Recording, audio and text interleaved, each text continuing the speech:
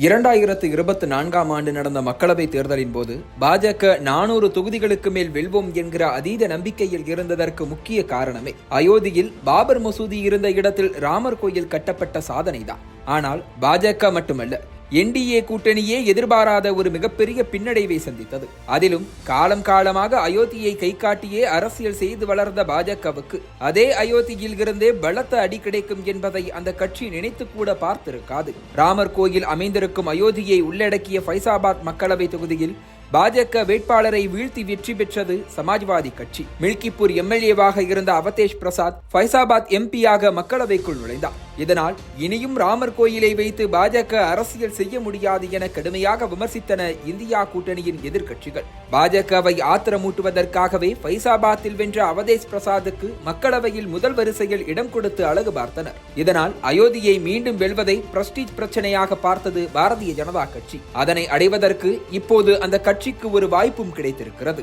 ஆம், அவதேஷ் பிரசாத் ராஜினாமா செய்த மில்கிப்பூர் தொகுதிக்கு சட்டமன்ற இடைத்தேர்தல் நடக்க இருக்கிறது. இதனை குறிவைத்து பாஜகவும் சமாஜ்வாதி கட்சிகளும் களத்தில் குதித்திருக்கின்றன.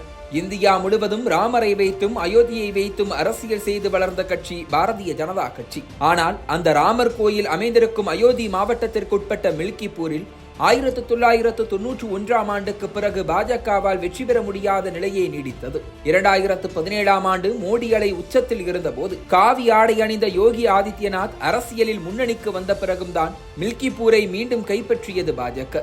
ஆனால் அதையும் கூட 2022ஆம் ஆண்டு நடந்த சட்டப்பேரவை தேர்தலின் போது அந்த கட்சியால் தக்க வைத்துக் கொள்ள முடியவில்லை. சமாஜ்வாதி கட்சி வேட்பாளர் அவதேஷ் பிரசாத் பாஜகவின் சிட்டிங் எம்எல்ஏவான கோரக்நாத்தை தோற்கடித்து வென்றார். இதனால்தான் 2024ஆம் ஆண்டு அவரையே ஃபைசாபாத் மக்களவை தொகுதி எம்பியாக நிறுத்தி வெற்றி பெற வைத்தார் அகிலேஷ் யாதவ். இந்த வெற்றிக்கு பிறகு தனது எம்எல்ஏ பதவியை ராஜினாமா செய்தார் அவதேஷ் பிரசாத்.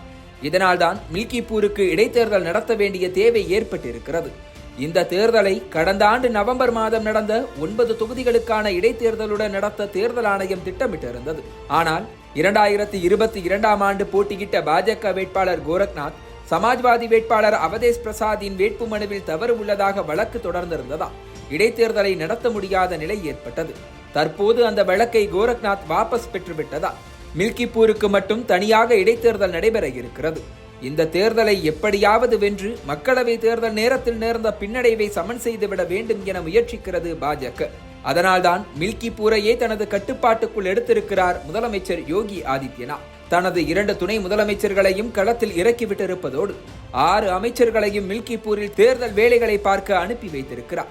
நவம்பர் மாதம் நடந்த 9 சட்டப்பேரவைகளுக்கான இடைத்தேர்தலில் 6 இடங்களில் வென்றுவிட்ட மிதப்பில் அசட்டையாக இருந்து கோட்டை விட்டுவிடக் கூடாது என்பதுதான் யோகி ஆதித்யநாத்தின் எண்ணம். சமீபத்தில் மில்கிப்பூர் பூத் நிர்வாகிகளிடம் பேசிய யோகி ஆதித்யநாத் எப்படியாவது மில்கிப்பூரை வெல்ல வேண்டும் என பெப்டாக் கொடுத்திருக்கிறார். போதாக்குறைக்கு அயோத்தி ராமர் கோயில் திறக்கப்பட்டதன் 1ஆம் ஆண்டு நினைவு தினத்தை கொண்டாடும் விதமாக ஜனவரி 11ஆம் தேதியன்று ராமருக்கு அபிஷேகமும் செய்ய இருக்கிறார். இன்னொரு பக்கம் சமாஜ்வாதி கட்சியும் இந்த தேர்தலில் வெல்வதை ஒரு பிரஸ்டீஜ் பிரச்சனையாக பார்க்கிறது. தேர்தலை எப்படியாவது வெல்வதற்காக அவதேஷ் பிரசாத்தின் மகன் அஜித் பிரசாத்துக்கே வாய்ப்பு கொடுக்க அகிலேஷ் முடிவு செய்திருப்பதாகவும் கூறப்படுகிறது. இதனால் அவருக்கு சரிசமமான ஒரு போட்டியாளரை களத்தில் இறக்க பாஜகவும் தேடி வருகிறது. இந்த பிரஸ்டீஜ் போட்டியில் வெல்லப்போவது யார் என்பதை வாக்கு எண்ணிக்கை நடக்கும் பிப்ரவரி 8ஆம் தேதியன்று தெரிந்து கொள்ளலாம்.